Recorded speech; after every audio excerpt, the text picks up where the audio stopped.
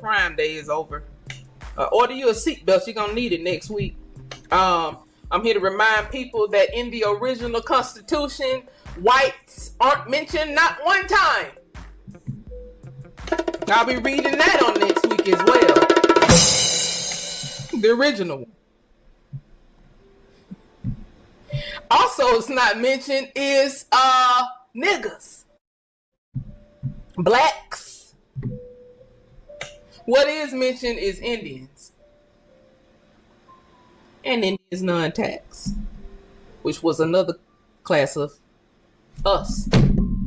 So, if Indians are the only ones that are mentioned in the Constitution, and your grandmama told you we was Indian, or you got Indian in your family, or however they worded it, then no fucking body in this should have no kind of protection status or no other status. There should be no resolutions written for none of you goofy ass people unless it come through one of us.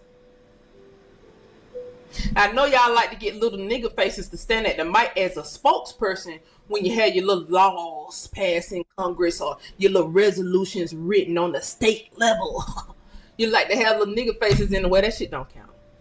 Real niggas only. We know who's who. And we got to get the butter from the duck. Next week I will be getting the butter from the duck. And that's that on that. Guys, I want to bring something to you guys' attention about Tulsa. Now, during the Tulsa riots, because I'm not going to be able to let Tulsa go. And I was looking into some things about the 45th Infantry bombing Tulsa, Oklahoma.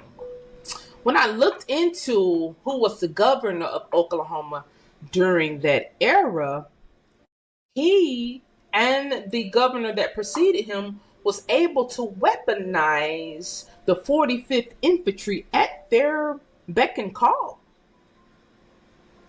Anytime they wanted to do something weird, they went in to weaponize.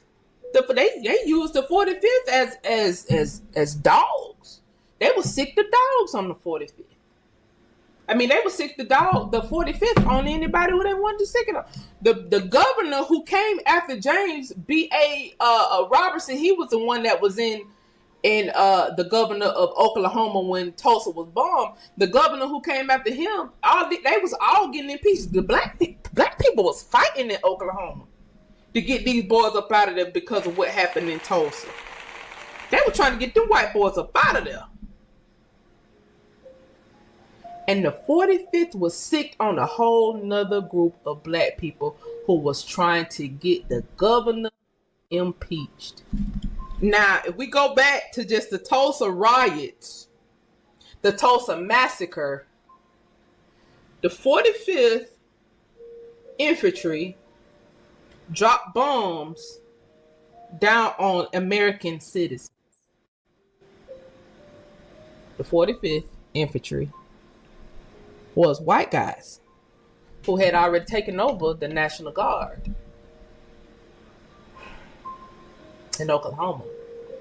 The guys who they were dropping bombs on were also military men. Now, some people tell the story as if these men were just, black Republicans. We know that they were Republicans. That's the obvious. It's obvious that they were Republicans because a lot of black people were Republicans during that era. It wouldn't be until later on down the line when they got coerced into being Democrats. Now, the governor at the time was a Democrat. The white governor who sicked the 45th Infantry on them was a Democrat. So you can kind of say the battle was black Republicans versus white Democrats. You can say that, but that's not the important thing.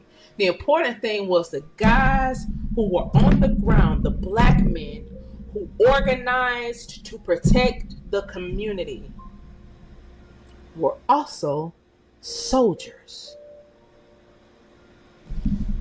So a military killed soldiers. Now I want you to let that sink in. as next week we will go into 250th anniversary.